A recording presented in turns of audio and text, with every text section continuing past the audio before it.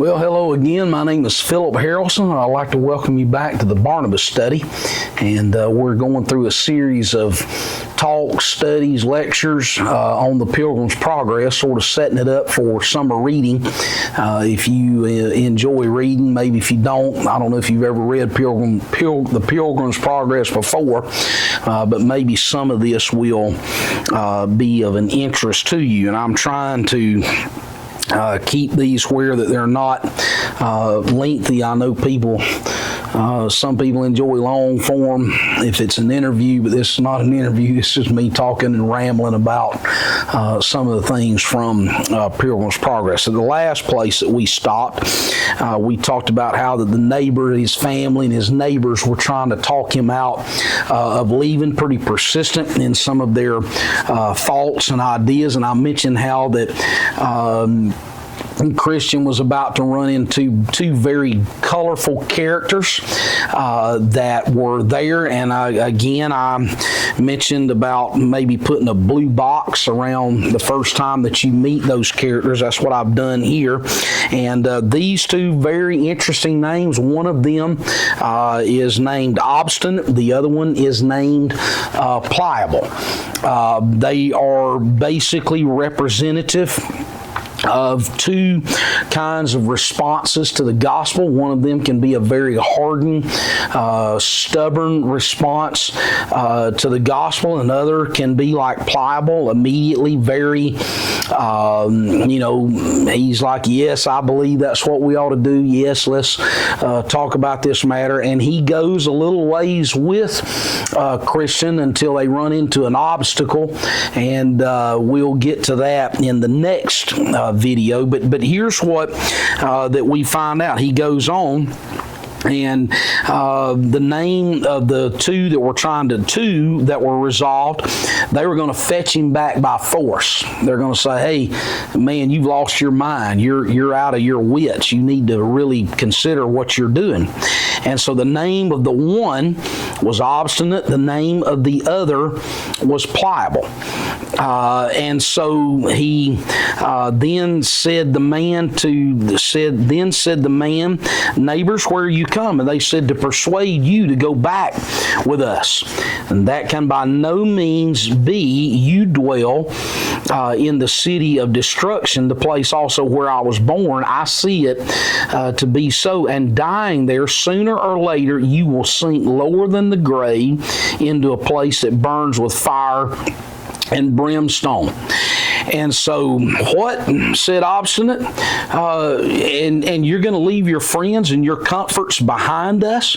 And Christian said, that's exactly what I'm going to do. Now, this is the first time that Christian is mentioned here because of all that he forsook and is not worthy to be compared with a little of that.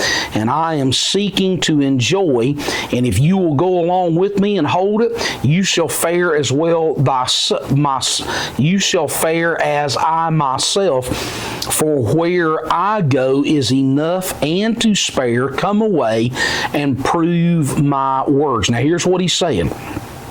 He said, what we're forsaking here is not worthy to be compared to what is going to take place in the future. And again, I have mentioned that Bunyan uses a lot of scriptural references. This is no different, because now what he's going to do is he's going to make a reference to see. I'm going to see if you can maybe pick up on what is being said in this verse, to see if there's some similarities. He said, while we look not at the things which are seen, but at the things which are not seen. For the things which are seen are temporal, but the things which are not seen are eternal. That's the Apostle Paul who wrote that.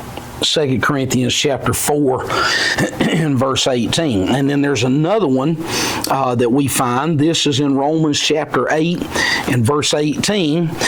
He says, for I reckon that the sufferings of this present time are not worthy to be compared with the glory which shall be revealed in us. And so he's saying, come on, I want you fellas to go with me, because what I'm doing, skipping down a little bit, he said, I seek an inheritance inheritance incorruptible, undefiled, and that fadeth not away. It's laid up in heaven.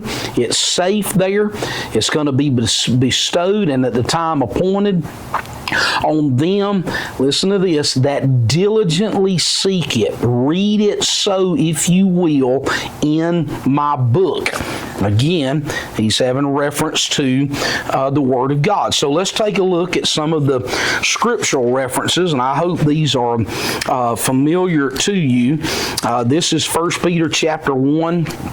In verse 4, the Bible says there, to an inheritance incorruptible and undefiled, and that fadeth not away, reserved in heaven for you. And then the second reference is out of the letter to the Hebrews. That's Hebrews chapter 11. And the Bible says this in verse 16, but now they desire a better country, that is an heavenly, wherefore God is not ashamed to be called their God, for he hath prepared for them a city. And so here's a response that you find from Obstinate. Okay, he is a colorful character. In fact, I think I have done some character studies before over on my Barnabas blog. And Obstinate, I think, was one of the characters that I wrote about. But he is stubborn. He's worldly. He's carnal. His whole life is caught up in being and doing and living for the here and the now. So you could expect what his response is. And his response, Obstinate, tush, said Obstinate, away with your book. Will you go back with us or no? Come on, Christian. You going to keep going in this direction? Are you going to come back with us? And are you going to have a better time in life with us than this fool's errand that you're going out on? Now, one of the words that he uses, which is really, I think is pretty telling, that he looks at it. It comes a little bit later on in his reasoning and rationale. Here's what he says. He said, there is a company of these crazed-headed coxcombs. What he's saying is they're a bunch of fools, and that they fancy, and when they take a fancy by the end, they're wiser in their own eyes than 7 men that can render a reason. And so what he's saying, you guys, Christian, you've done fallen in with a lot of fools. That's what you are. You are a foolish man to be leaving this city behind to go get to this some pie in the sky sort of thing. I believe, and especially I used to see this a lot in the hospital where I worked at, that's really driven by education, reason. We're going to use these diagnostic tools to find out what is going on, and really where that knowledge and all that sort of thing is exalted. And I've had more than one, Philip, you're a fool, you're caught up in all this religion stuff, you're going to waste your life, you need to this, that, or the other. But here, 350 years ago, Bunyan is writing about characters. But I would say this is a paperback copy of an allegory. It's a good allegory. It's fiction. This right here, this is not fiction. There are men of God and women of God that are in this book that have pursued a walk. A lot of them have run their races, and they have finished what God had allotted for them, and they have received their reward. So now we're coming along in time, and I just want to impress on you even more. This book is true. The words of God, literally, as Peter said in John 6, he said, Lord, you have the words of eternal life. This book right here is the way and the path of salvation. So now, can you see why Obstinate is wanting to say, hey, get rid of that book, throw that thing away? And I think that maybe there's a lot of people, maybe even good people that come to our churches, that they're bored when their pastors really start digging into the Word. They're hunting for the cool little illustrations and the little Toastmasters club that They might be, their minds might be titillated by, if you want to call it that. But I'm just telling you, the older I get, the more word-driven I become. You know why? It's because I realize that literally these are the words of eternal life. If we follow this book, it's going to bode well for our eternal souls. So he goes on and then said pliable. Pliable starts taking up for a Christian. He says, look, he said, don't revile. He said, if what the good Christian says is true, the things he looks after are better than ours. My heart inclines to go with my neighbor. Obstinate's response, what? More fools still? Be ruled by me and go back. Who knows whether such a brain-sick fellow will lead? Who knows where such a brain-sick fellow will lead you? Go back, and be wise. And Christian responds. He said, no. He said, but do you come with me, neighbor pliable? For there are many things that are to be had, which I spoke of, and many more glories besides. If you believe not me, read here in this book.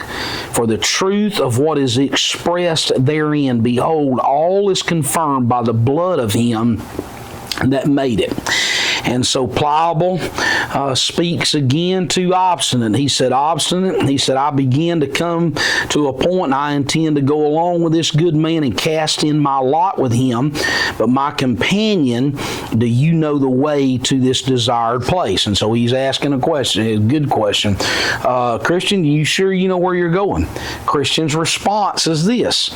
He said, I'm directed by a man whose name is Evangelist to speed me to a little gate that is before us, where we will receive instructions about the way. And so they continue to go on. What's Obstinate's response? I'm going to go back to my place. I will not be a companion of such misled, fantastical fellows or fools. So now what he's done, so he's grouped Evangelist, Christian, and now Pliable, although Pliable is going to have some challenges. We'll talk about that in the next one. But again, you see the premium, I believe, is important that Christian places on the role of evangelist. And he obviously, I mentioned in the previous video that evangelist was a picture of John Gifford, who was the pastor that was there in that hometown of Bunyan. Two things I want to really point out. Number one is I want to point out how important it is whenever he starts talking about the Word. He starts talking about, he said, this book, the truth of this book is eternal, and you need to pursue it and go forward with it. And so what is Obstinate trying to do? Obstinate's trying to tell him to get rid. He's saying, you need to get rid of this book. He said, furthermore, he said, not only do you need to get rid of the book, you also need to get rid of that fool evangelist who's trying to influence you in the wrong direction. We'll modernize it. He's a cult leader. He's trying to control your thinking. He's trying to control your life. I can just tell you, as a pastor, as a preacher, I have no desire to control people. What I do have a desire to, though, is to tell them the truth. And I'm going to ask you this question. Isn't it interesting that we live in a day where we want our physicians, we want our surgeons, we want our nurse practitioners, we want our physician assistants, we want them telling us the truth, but we don't want our preachers telling us the truth. I believe that does not bode well for America at large, because what America needs to hear more than anything is the message of the new birth. Come on, Christian, get out of the city of destruction. There is a wrath that we are to flee. It's coming. Most of us, if you're of my religious persuasion, most of us feel like that we are living very close to the end, and that the rapture is very close to us, and we're watching some of the things that are taking place in the Middle East right now. I do believe that we are at the end. It is crucial for us to make good decisions not so much about material matters. While we do need to have some part of that, and I've gone to preaching here, so forgive me for that, but we do need to make crucial decisions about the direction of our life. Matthew 6:33, seek ye first the kingdom of God, and all these things will be added to you. Take care of your spiritual life. It is what matters. And if you're walking this path, you're going to have people to mock you. They're going to laugh at you. They're going to do everything they can to try to dissuade and get you away from that particular place. And so I just want to encourage you here today, two things. If you are not walking the path, and if you have not experienced a new birth, you need to be converted. John chapter 3, Acts 2, Acts 8, Acts 10, Acts 19, you need to experience the conversion that comes from being born of water and spirit. And if you are on the path and you're moving forward toward the celestial city, you need to remain focused. You need to make sure that you're going to run into a lot of characters. And obviously, we've already run into two of them, obstinate and pliable. There will be more colorful characters that comes along as we progress through it. But we all have a responsibility to continue to move forward and do the will of God for an eternal purpose. So, again, Lord bless you. Thanks for stopping by. And we'll pick up the next time when we'll get to the place where the Christian and pliable have to endure an incredible obstacle. One of them gets out, the other does not, and I'll tell you about that in the next video. Lord bless you.